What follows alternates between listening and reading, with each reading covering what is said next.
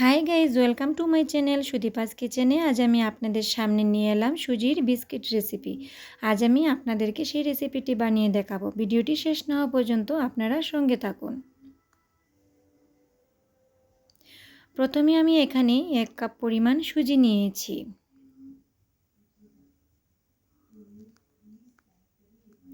নিয়েছি half cup পরিমাণ চিনি,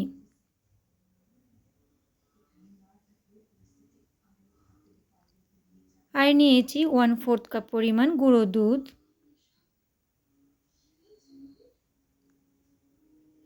আর নিয়েছি আস্ত একটা ডিম।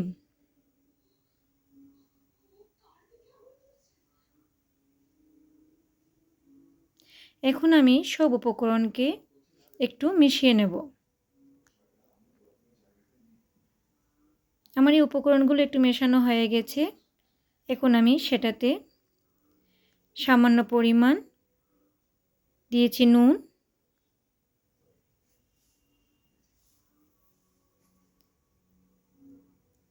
আর দিয়েছি হাফ চা চামচের চাইতেও কম কালো জিরে,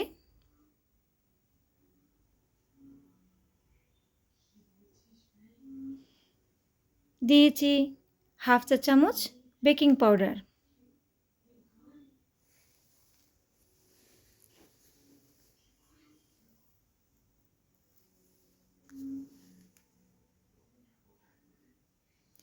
এখন আমি সব উপকরণকে হাত দিয়ে ভালোভাবে মিশিয়ে নেব।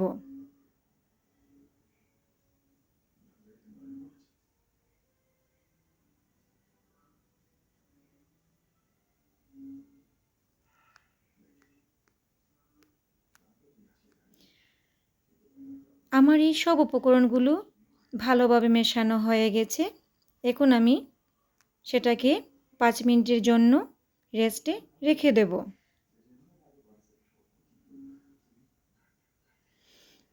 5 মিনিট হয়ে গেছে। এখন আমি সেটাতে হাফ কাপ পরিমাণ আটা দিয়ে দিলাম।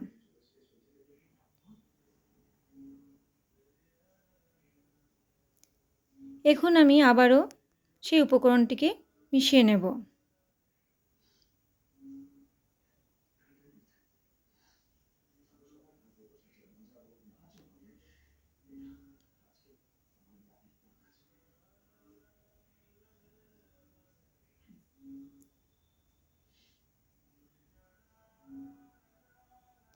এই মিশ্রণটিকে স্মুথ বানানোর জন্য এখানে আমি অল্প পরিমাণ জল দিয়ে দেব।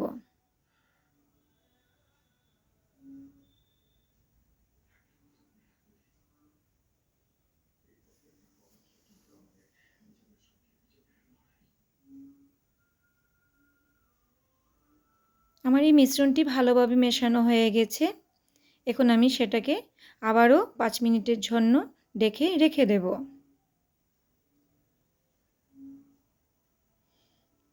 5 মিনিট হয়ে গেছে।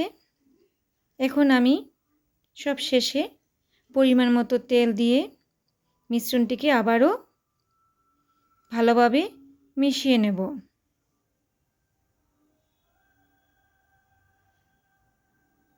মিশ্রণটি ভালোভাবে মেশানো হয়ে গেছে।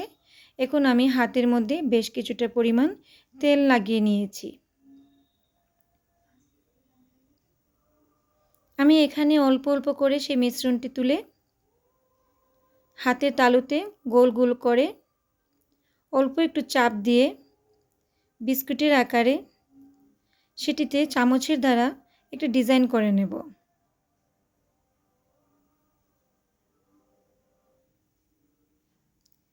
এভাবে আমি পরপর প্রত্যেকটি বিস্কিটকে সেই একইভাবে তৈরি করে নেব।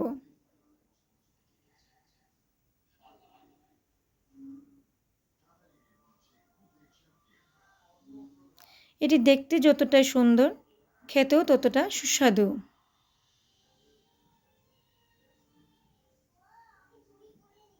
এটি ঘরোয়া উপকরণের দ্বারা তৈরি করে নিতে পারেন।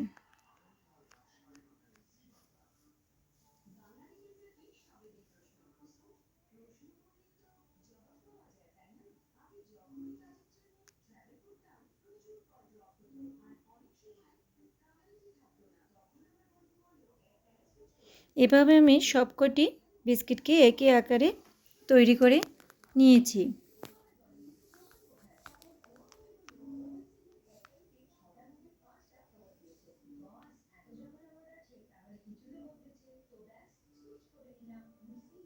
দেখুন কি সুন্দরভাবে তৈরি করা হয়ে গেছে। এখন আমি সেটাকে তেলের মধ্যে ভেজে তুলে নেব। এখানে আমি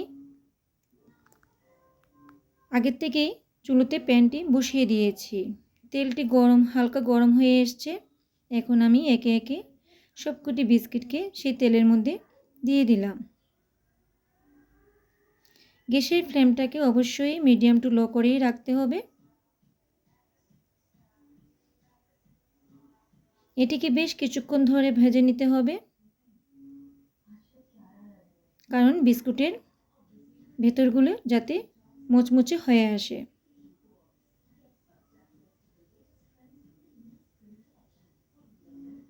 মধ্যে মধ্যে সেগুলোকে উল্টোপাল্টো করে দিতে হবে।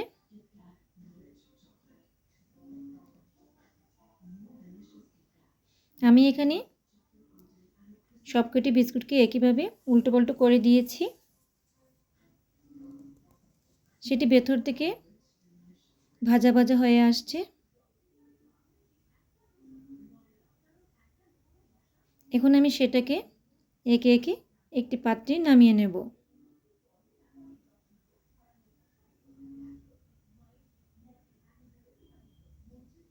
এই বিস্কিটটি আপনারা 1 মাস যাবত স্টোর করে রাখতে পারবেন।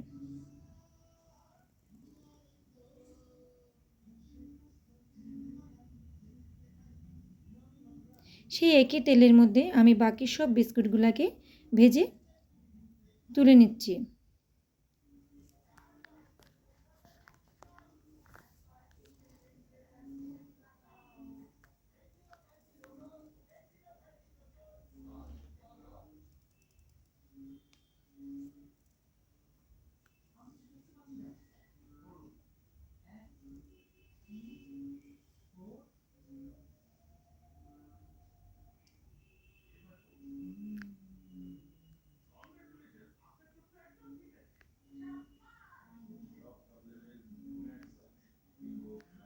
আমার এই বিস্কুটগুলি পুরোপুরিভাবে ভাজা ভাজা হয়ে এসছে, পুরোপুরি লাল লাল হয়ে এসছে।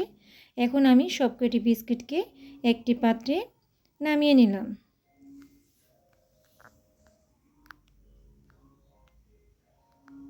এখন আমি আপনাদেরকে একটি বিস্কুট ভেঙে দেখাবো। এটি দেখতে যতটা সুন্দর ততটাই মুচমুচে।